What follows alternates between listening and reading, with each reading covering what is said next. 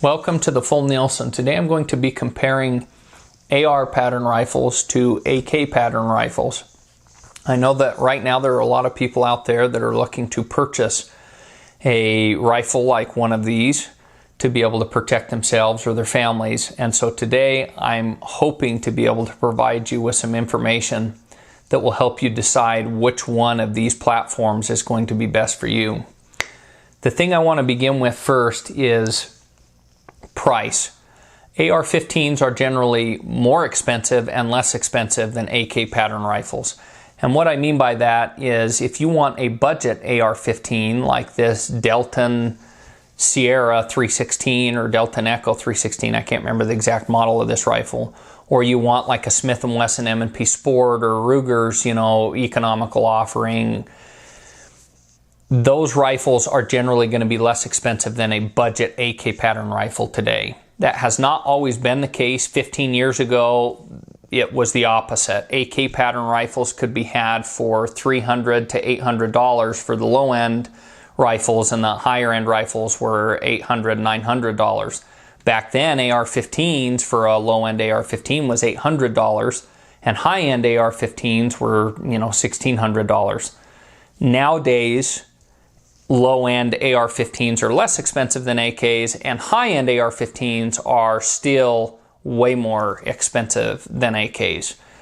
So the price factor, it's really going to come down to what are you after. Do you just want something that's reliable and is going to work? Do you want to be able to tell everybody you bought the most expensive thing that's out there? What are you after? If you want LMT Defense, a Geisley, a Lantac, a Daniel Defense, Bravo Company Manufacturing, you're going to pay a premium for some of those rifles or some of those brands.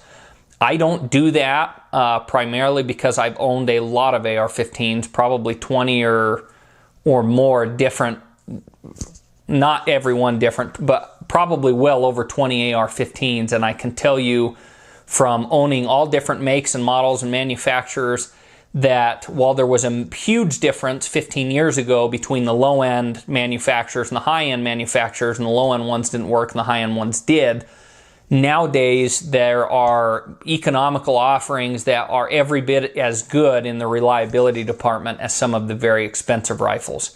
That's been my experience. So that's what all I have to say about that. So if you're just looking for a rifle to protect yourself or your family, you're not looking for the most expensive thing, whatever, you just need something that's reliable, AR-15 is going to beat out the AK in terms of price. Now, the next thing I want to talk about is which one of these two platforms is easier to work on. The AR-15 or the AR platform is way easier to work on than the AK platform.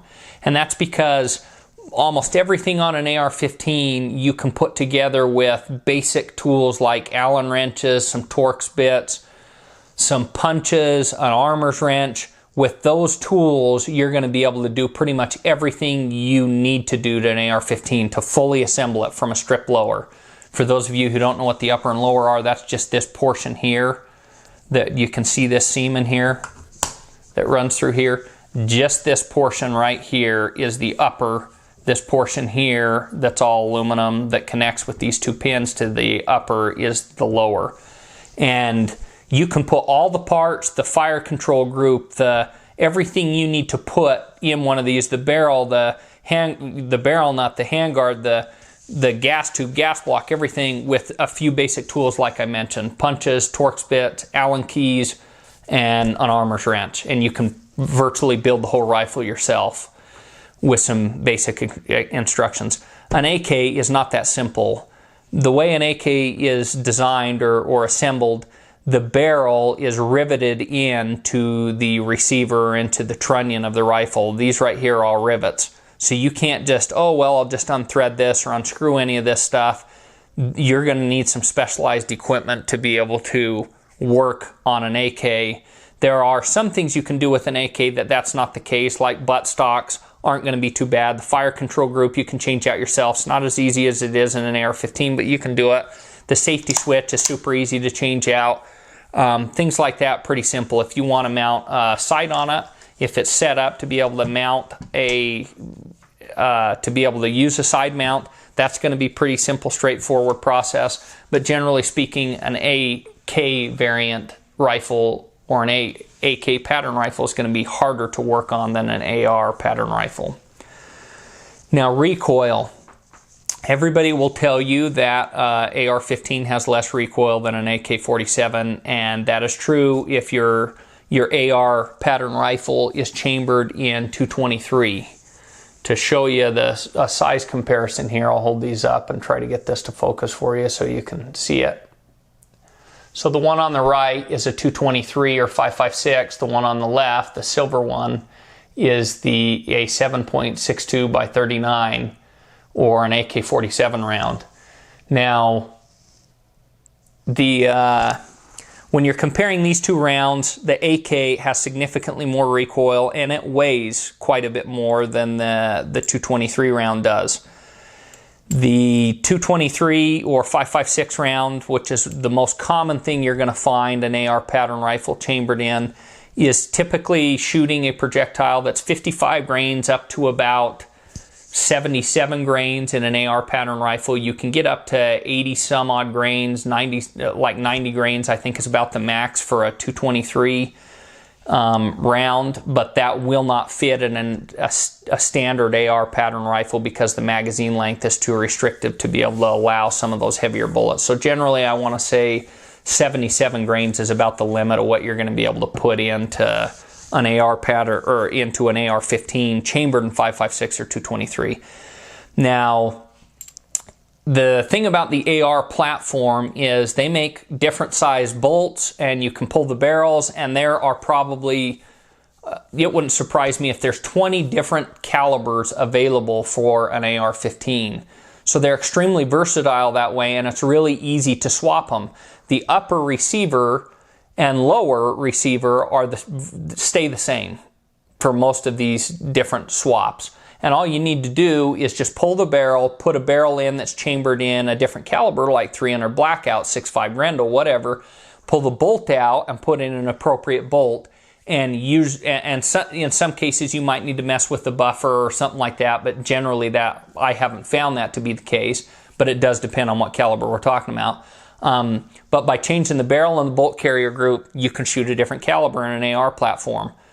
And it's pretty easy, simple process to be able to do that, and it's not really expensive to do that. If you want to take your AK rifle and switch it over to some weird, uncommon thing, you're going to be looking at some custom stuff and generally pretty expensive. The two main variants of AK pattern rifles that are available are the AK-47, which is chambered in 7.62 by 39, and then there's the AK-74, which is 5.45 by 39, and the AK-74 shoots a round that is very similar to the 5.56 or .223. Anyway, so yeah, that's muddy in the waters, but some of you might not understand that there are options for the AR platform. If you're like, oh man, I hear that this round is too small and too anemic, well, you can shoot, there are a lot of calibers available for the AR platform, and you can pick pretty much whatever you want. If you want something that's heavier, like what an AK-47 shoots, you can get something that's heavier. If you want something that's way heavier than what an AK-47 shoots, you can do that too. With 300 Blackout, you can shoot 200 and some odd grain bullets instead of 100 and some odd grain bullets, and suppressed if they're going with subsonic loads and everything. You know, there's a lot of things you can do with an AR platform. So the AR platform is more versatile, but I would say generally speaking, it has less recoil than what an AK-47 has, assuming that you're comparing, you know, 5.56 to 7.62 by 39. Now, as far as the trajectory or which one is flatter shooting, if you're comparing these two, which is a 55 grain 5.56 round to a 122 grain or 21 grain 7.62 by 39 round for an AK rifle, the AR is going to shoot flatter. It's shooting a bullet that is going much faster, and if you were engaging targets out at 500 yards, you would find it significantly easier to hit your target repeatedly with an AR pattern rifle than what you're going to be able to do with your typical AK pattern rifle. So the AR is generally flatter shooting than the AK. Now, if you're comparing AK-74, which shoots a 5.45 by 39 caliber round compared to a 5.56, they're almost identical in terms of the trajectory. So that's a wash.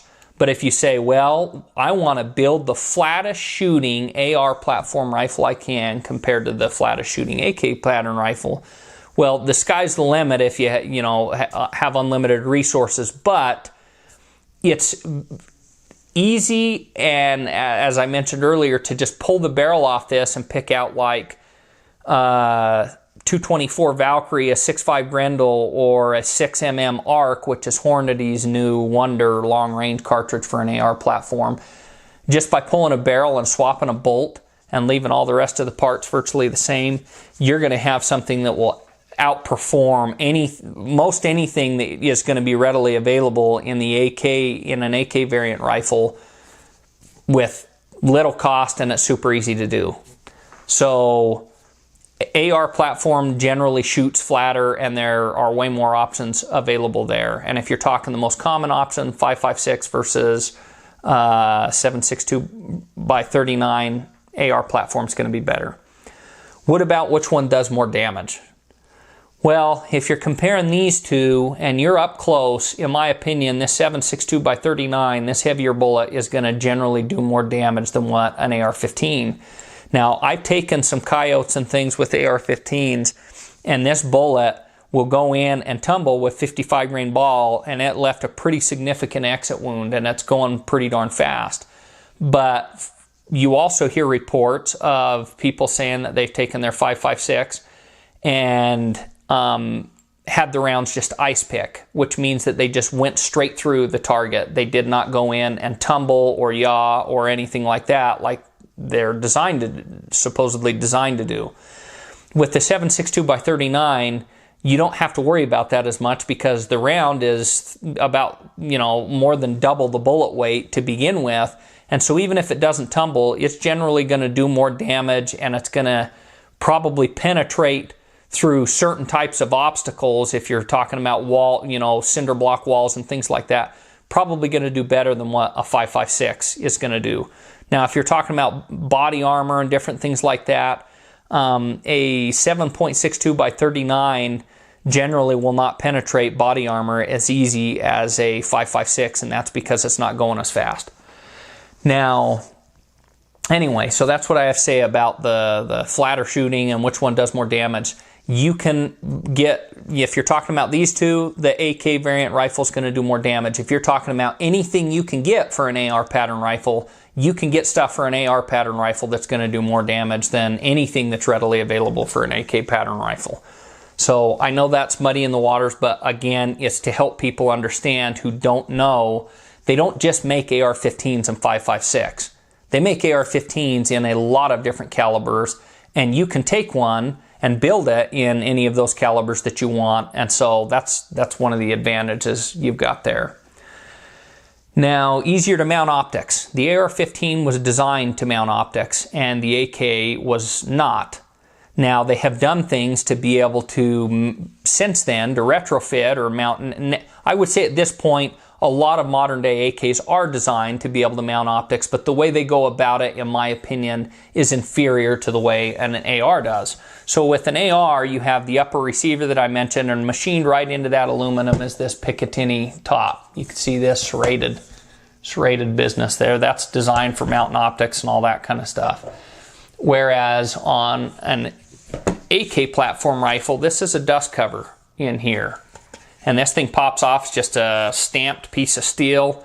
Anyway, that piece pops off there. You would never want to mount an optic directly to that unless it's somehow reinforced or whatever. There's some companies that make some that work really well that are actually attached up here, and they fold directly up and down, and they're secured in a way that they're repeatable, and it works relatively well. But they weren't designed with the idea of being able to mount an optic to that. And so what they've come out and done since, or some of the options that are out there, is you can mount one up here to this upper piece. If you have like a Midwest Industries handguard, they're supposed to mount really solid, and they have Picatinny up here, and you can mount a red dot up here. The limitation with that is, what if you want to mount a rifle scope? Well, that's going to be a royal pain because, nobody's going to want to mount the rifle scope clear up there on the rifle. So one of the best options that's out there, and it's what I've decided to go with on this particular rifle, probably the most versatile option for an AK, is a side mount. And not all AKs are set up with a side mount attachment like this. I'll take this off and show you here. Not all AKs have this piece here to be able to side mount an optic, but this particular one has that ability. And you just take a mount like this, RS Regulate mount. Let me make sure I got this slid on there straight, lock it into place, and that mount's pretty solid. Now, I say pretty solid. How does this compare, this side mount and this RS Regulate mount? They're considered kind of the cream of the crop when it comes to side mounts for AKs. This is like a $180 mount. With an AK, you don't need a special mount because it just mounts directly on the upper receiver of your AR. So that right there is an added cost that you're not going to have to deal with on your AR pattern rifle. But how does a side mount like this compare to this type of mounting system? It doesn't. Even with this being the cream of the crop type mount, you know, about the best you can get for an AK, I can grab this thing and put pressure on it, and I can actually see that I can move that mount a little bit. Now, I do believe it will return to zero. Like when I say I can move it, I mean I can put pressure on it and get it to flex. But when I let go, it goes back to where it's supposed to go. So when I shoot it, the thing holds zero. There's no problem that way. But that is nowhere near as solid as it actually being mounted directly to the upper receiver, and there is no movement. You could stand on the thing or jump on it, and you're not going to get that optic to move separately or flex or any of that the way you're going to get with a side mount on an AK. So AK is way better for mounting optics. Let's see.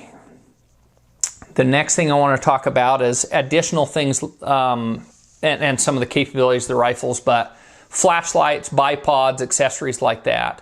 Most AK pattern rifles are not going to have furniture like this.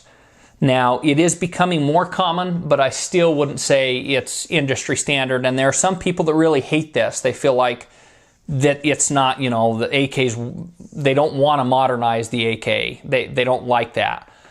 And there are lots of things that this AK has that most AKs don't. So for example, this Magpul furniture with these M-LOK slots allows you to easily mount things like a flashlight that I've got mounted on here, or a sling stud like I've got mounted on here. You see this sling stud mounted. I got this flashlight mount. Most rifle or most AKs don't have the furniture to be able to easily do some of those different things. So when it comes to mounting bipods and stuff like that, even with this type of furniture, if you want to mount a flashlight on ARs or bipods, the standard on ARs nowadays is no longer just the chintzy plastic handguards. Most AR-15s, the vast majority of AR-15s sold today are coming with M-LOK handguards, like this slotted M-LOK handguard, or they're coming with key mod type handguards, and that makes it really easy, or they just have a Picatinny handguard, you know, the old rails, but they're getting away from those quite a bit. Any of those are very easy to mount pieces of Picatinny to, bipods to, flashlights, sling attachment points, things like that. So that's pretty much industry standard on the AR platform, not so standard on the AK platform. So as far as mounting bipods, flashlights, the AR is going to be way easier. The other thing is if you want to make a precision AK, I don't know that there's really such a thing. This is probably as close as you're going to get with an FN Hersetol barrel that's chrome lined and all that. I've heard guys are getting like 1.5 inch groups. If you want to build a sub MOA AR, it's not difficult. Put a decent trigger in the thing and buy a decent barrel for it, and you're going to have a sub MOA gun. It's pretty much that simple on an AR pattern rifle. And you can put, you know, a heavier barrel on it, longer handguard, whatever. If you look at where a bipod would attach, how close it is out to the end. Whereas if you tried to do that with an AK, it's not going to be out there very far. It's not going to be as stable. I know people are going to say, well, the AK wasn't designed for that. You're missing the point. The point is The AR can do both. You could build a gun to do either. You can build a gun that's, these guns, comparison-wise, are virtually, you know, pretty similar in length, similar barrel profile and all that, but I can easily attach a bipod and have a really stable platform. If I try attaching that on here, it's not going to work as good. The magazines stick out further, you know, anyway, so it really depends on what you want to do with the rifle, but the AR is more versatile in terms of flashlights, bipods, stuff like that. Now, ammunition, I talked about, you know, different types and depending on the variant and all that, but generally speaking, if you're comparing an AK-47 and an AR-15 that is chambered in 5.56 versus 7.62 by 39, the ammunition for an AR weighs significantly less. And if you're carrying 6 magazines or 8 magazines or whatever, that it's noticeable. You're talking, I want to say it's about a ½ pound per magazine weight difference between an AR-15 in 5.56 and a AK-47 and 7.62 by 39. Now, options for triggers. If there is a decent option for the AK, which is the ALG trigger, and I want to say they're like $75, $80, and compared to what you're going to get for $75 to $80 out of an AR platform, I think the ALG trigger is every bit as good as anything available in that price range for an AR, maybe even better than anything available in that price range for an AR. But there's probably half a dozen different companies making triggers for AKs that I'm aware of, whereas there are tons of options, tons and tons of options for the AR platform. So if you want a match rifle trigger, you can do it, a service rifle trigger, echo trigger. I mean, there are so many options for the AR platform in terms of triggers. So you have a lot more options for the AR-15 in the trigger department than what you have for the AK platform. Weight of the rifles themselves. This is going to depend on the particular configuration, but most AKs don't, I haven't seen any AK, I'm sure there are some out there, but I'm just saying it's very uncommon, that have like a heavy bull barrel. That's not uncommon in the AR platform. There's bull barrels, lightweight barrels, mid-profile barrels, everything. Most AK barrels are going to be like this, which is, you know, about a pencil weight barrel. Now, in terms of the weight of the rifles, as I mentioned, that's going to depend on the configuration. If you take an AR-15 and you put a 24-inch bull barrel on the thing, you're going to have a heavy gun. Probably something that's as heavy or heavier than what an AK-47 is going to be.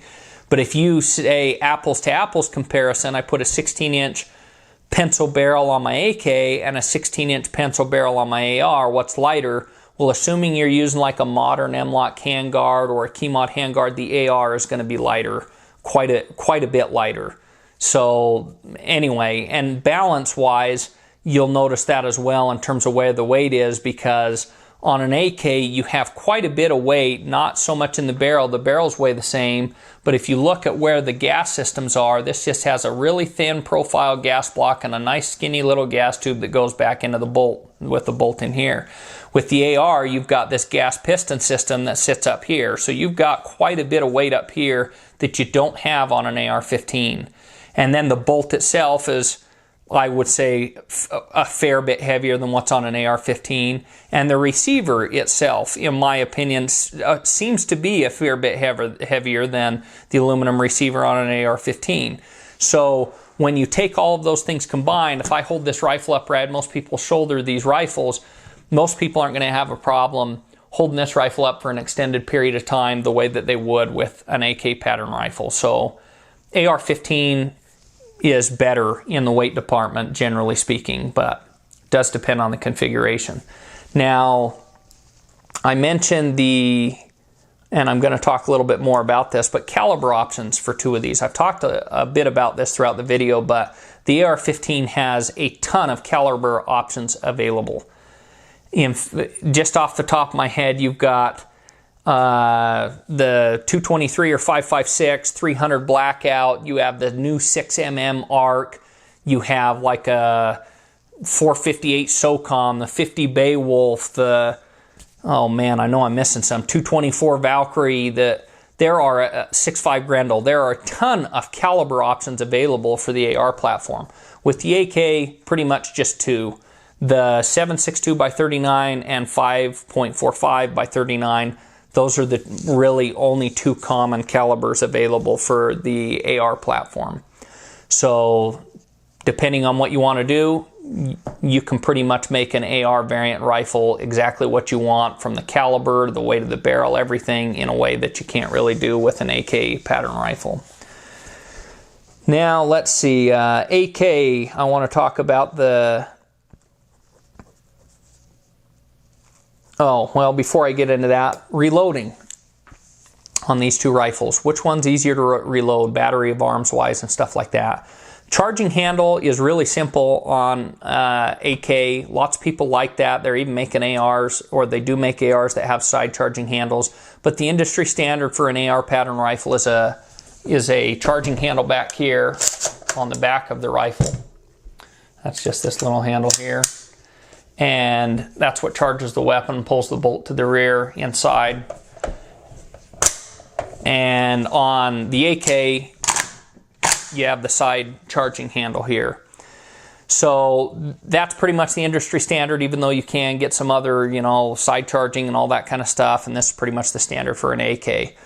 I think they each have their pros and cons when it comes to that. The side charging is nice in that you don't need a forward assist. You don't need this little button to act as a forward assist. The thing doesn't go into battery, smack it into battery. If you need to be able to strip a round out, you can whack that charging handle on something, or kick that with your boot, or whatever you need to rip the round out. And it's simpler in that way, in my opinion, when it comes to troubleshooting any potential malfunctions with the rifle. The side charging is a simpler design. With that being said, some people don't like the reciprocating handle moving back and forth. If you put your hand in the way, you could, you know, maybe cause a malfunction or bump it. If you're laying on the ground sideways or something, you could run it into something. Or if you're moving around certain barricades or trains and you rest the side of your rifle, you know, up against something, you could cause a problem. With the AR-15, that's going to be pretty hard to do unless you completely block the ejection port. Even pressing this against stuff, you're generally not going to induce a malfunction that way. So for troubleshooting malfunctions, I actually think the side charging is superior when it comes to being able to shoot the rifle in a bunch of different ways and hopefully not cause a malfunction from bumping, you know, getting in the way of that reciprocating handle. The AR-15 might have an edge in that regard. But anyway, so that's what you're looking at when it comes to the way the charging handles work. But in terms of reloading the rifles, which is what I started talking about before I got sidetracked, on the AK, you have this little paddle lever magazine release button here. You push that thing forward and it allows the lug of your magazine to come free, and then the mag pulls out. Now the AK pattern rifles, in order to reload them, and there are some exceptions to this too. They make some AKs that will take AR mags and all kinds of stuff, but we're talking just generally about what the standard is when you're looking at an AR versus an AK variant rifle. AK magazines generally have to be rocked in. This front portion here, see if I can zoom in on this, focus on this. So this front portion here, this front lug, has to be shoved up into the receiver, and once it's indexed or caught the groove that's inside the receiver, you then rock the magazine up into place until this rear lug engages the magazine catch here on the back. So you put it in like this, rock it into place, and this locks in that way. Now on an AR, you have the magazine release button here, which is on the side instead of this little paddle, and all you do is just insert the magazine straight in. You don't have to rock it, nothing like that. So the AR, as far as inserting magazines and reloads, in my opinion, is much faster and more dummy proof than the AK pattern rifle. Another added benefit of the AR pattern rifle is the magazine catch. When your magazine is empty and the bolt reciprocates to the rear, there's a bolt hold open. So then you take your magazine out like this, you shove a new magazine in, press your magazine release button, and the gun's loaded. Whereas on an AK, there is no bolt hold open on most AKs. There are some that have that, but it's very uncommon.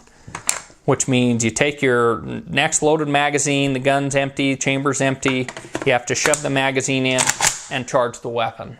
And you have to do that every time you reload. With an AR-15, you only need to charge the weapon the first time, and assuming that the gun isn't super dirty or fouled and it runs the way that it's supposed to, you should just be able to drop the mag, shove another mag in, release the bolt, and you're good to go. You don't have to use the charging handle over and over again. You just use it the initial time to charge the weapon.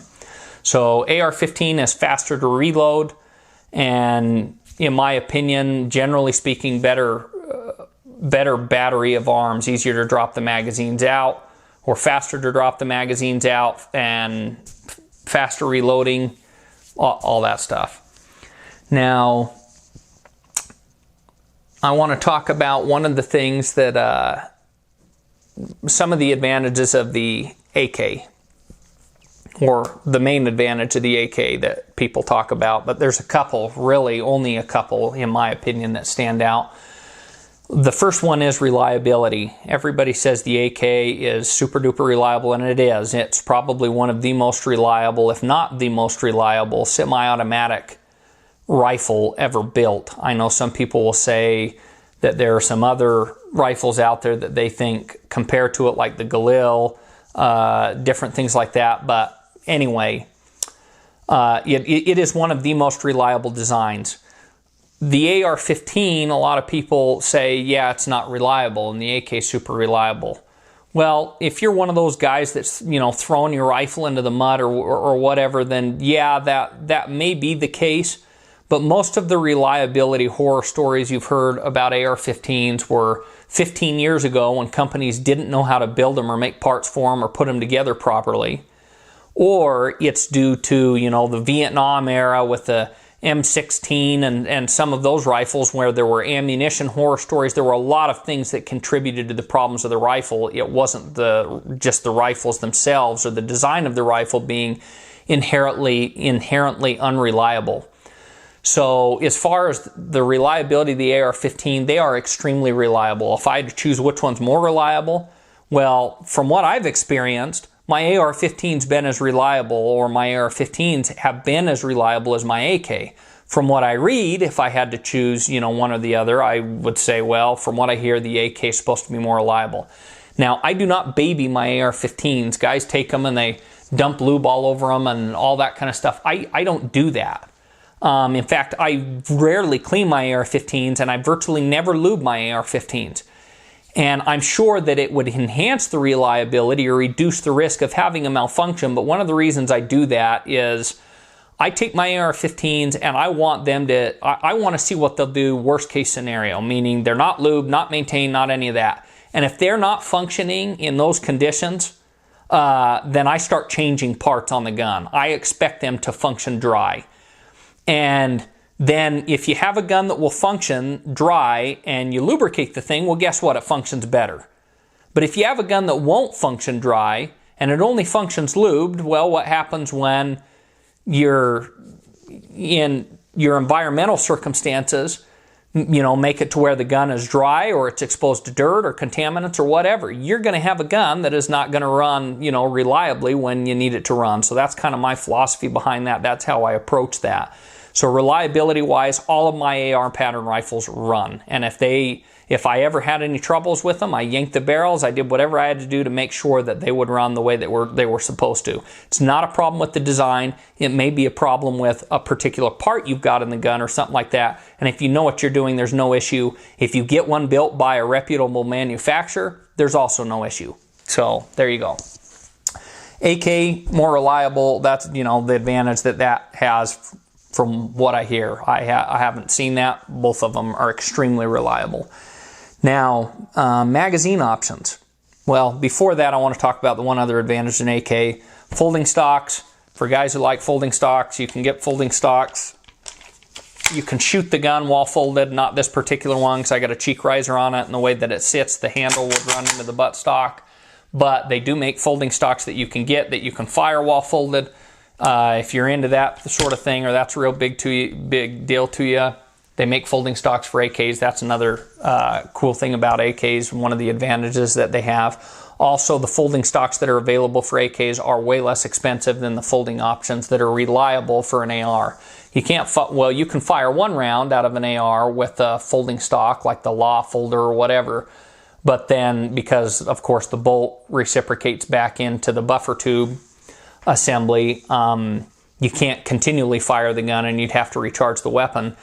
But I guess what I'm getting at is you can go out and buy a folding mechanism for an AK that's relatively inexpensive. You can still fire the thing folded. A folding mechanism for an AR is extremely expensive, and they can't really be fired more than one time folded. So folding stocks, cool on AKs. Now, magazine options. For AR-15s, there are a ton of magazine options, and there are also a ton of magazine options for AKs, but there are a ton of really good, reliable magazine options for ARs, I think more than there are for AKs. Between Magpul and Lancer and, you know, mil-spec mags and all kinds of stuff, there are a ton of magazine options for ARs that are reliable and inexpensive. For AKs, pretty much what you got is military surplus magazines, full steel mags that are pretty darn heavy, or then you start getting into the Circle 10 or Circle, yeah, I think it's Circle 10 mags. I can't remember. I haven't looked at them in quite a while. I shopped once for my mags and picked out what I wanted and was done with that. But anyway, they have steel mags. They have a few different Palmer mags, but as far as there being a lot of good quality Palmer magazines are available for AKs, it's just, they're just not there. So to give you an example, just looking at this Magpul mag, and Magpul does make some other mags, but the lugs on this magazine are Palmer. If you haven't watched any of the videos, guys will drop their rifle and these lugs will just shear off because they're Palmer. Well, Magpul, in order to remedy that, they made reinforced mags that have a steel lug, at least I'm assuming it's steel, that it runs down the spine of the magazine. And they have reinforced lug in the front as well. And so, problem solved, right? Wrong, because the feed lips they use are still all Palmer like they use in their PMags. So if you drop them face down, you break or crack the feed lips or stuff like that. With AR-15s, if you want something that is more reliable, that doesn't have that issue, you've got Lancer mags, military surplus mags that have these metal reinforced magazines. Now, if you drop it on these feed lips, you might dent or whatever the feed lips that could cause a malfunction, and that could cause a malfunction in your gun. You can always just bend them back, and you still have a working magazine. But so if you want a quality magazine, if you're comparing apples to apples, if you compare PMags to the AK mags, the cheapest AK mags, PMags for an AR-15 are cheaper than what a PMag is for an AK-47. Whether you're comparing, and then if you want the reinforced PMags, they're significantly more expensive than what a PMag is for an AR-15. Now, if you want something that's comparable in a AK-47 that's a Palmer mag to what you would be getting out of like a Lancer mag and an AR-15, you need to get something like these Mag 47s by X-Tech.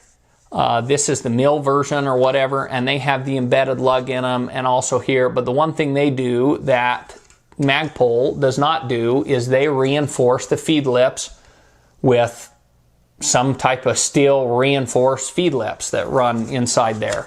So basically, if you drop it on these mags, it's not going to shear off the lugs on the front of the back of the magazine, and you can leave the magazines loaded for an indefinite amount of time and not have to worry about feed lips cracking or spreading or getting damaged. If you drop it on the feed lips, the Palmer outer section is going to take the blunt of the force, and it should not bend the inner portion.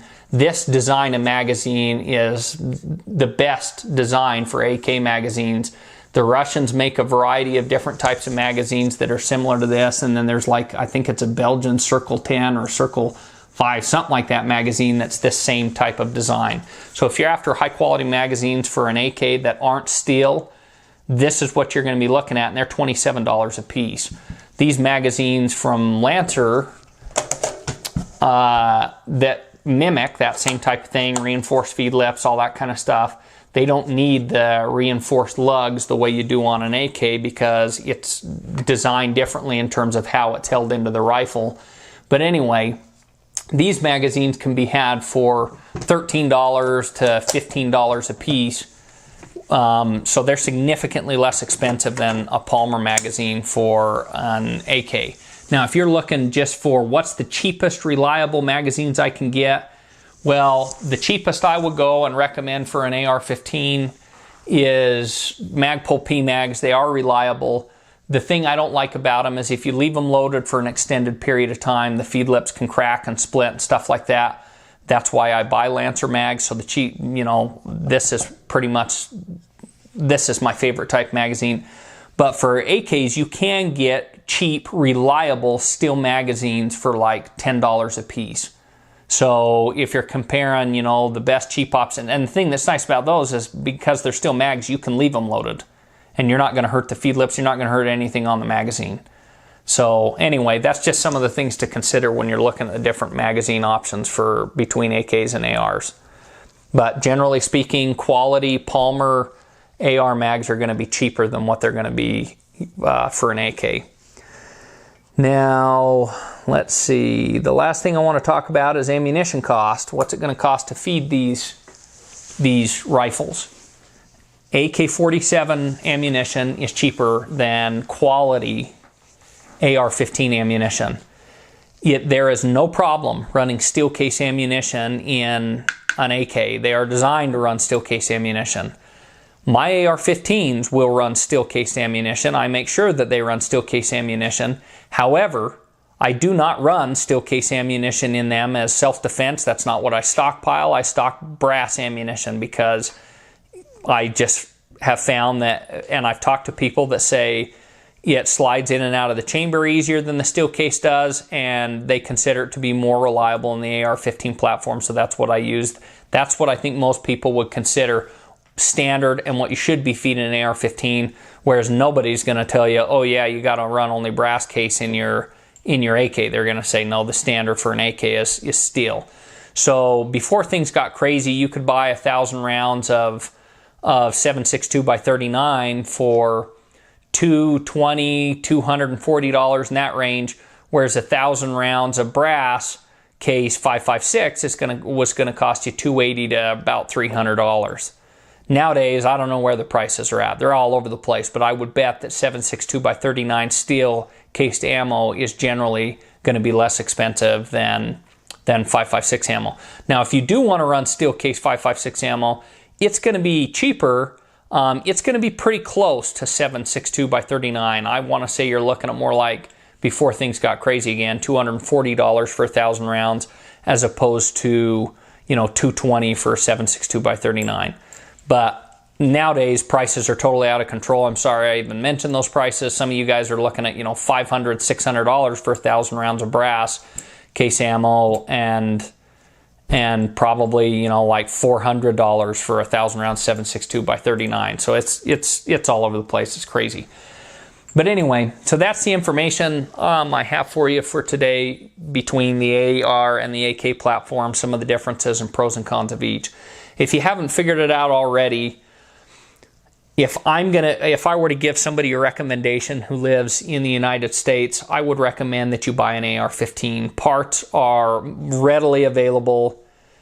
They're way more common than AKs are nowadays. In fact, if I had to guess, I bet the AR platform, if you were to count how many ARs we have in this country compared to AKs, they probably outnumber AKs 10 to 1, 20 to 1, 50 to 1. I mean, it would be a huge margin. I'm sure you could reach out to some of those companies like Palmetto State and ask them, and they could probably provide you with numbers about how many ARs they sell compared to AKs, but I'm sure it's significantly more. The AR is a more versatile platform, in my opinion. It's going to be more comfortable for most people to operate, more comfortable for most people to work on. The magazines are cheaper. The accessories are generally going to be cheaper. I think overall the AR platform is a better platform. Now, if you're saying, well, I just want one gun and it's just got to work every single time and all that and cost be danged, well, I guess go buy an AK. But I really do believe the vast majority of people that shoot both of them are going to want an AR-15 over an AK. So that would be my recommendation. I own both. I like them both. You can't go wrong with either. It's not to say, well, this one's bad and that one's good. They're both good. This is just a more versatile platform. It just is. It's stood the test of time. And the fact that the military keeps having the SAR and the ACR and the new Beretta ARX and the, well, not new anymore, but they keep coming out with all these wonder rifles, and we're going to replace the AR-15, and now they've got the SIG MPX or whatever it is. Oh yeah, it'll replace the AR-15. We'll see. We'll see. But I'm telling you, there's a reason why most of those rifles have come and gone, and the AR-15 is still standing. And it's because it is a phenomenal design for a rifle, and it is a very versatile design. You can build whatever you want to build out of it. You can build a precision type rifle out of it. You can build a close quarter, shorter barreled battle rifle out of the things. You can do a lot of stuff with them between the caliber options and everything. So anyway, like I said, can't go wrong with either one of them. They're both great rifles. I own both, but I own a lot more AR-15s than I do AKs, and I don't really see myself adding to my AK collection, even though I do think they're cool. And I probably will be building some more AR-15s. Anyway, that concludes my video for today. I hope you enjoyed it. If you have any questions, feel free to leave them in the comment section below, and hopefully I'll try to get back to you in a reasonable amount of time. Thanks for watching. Have a nice day.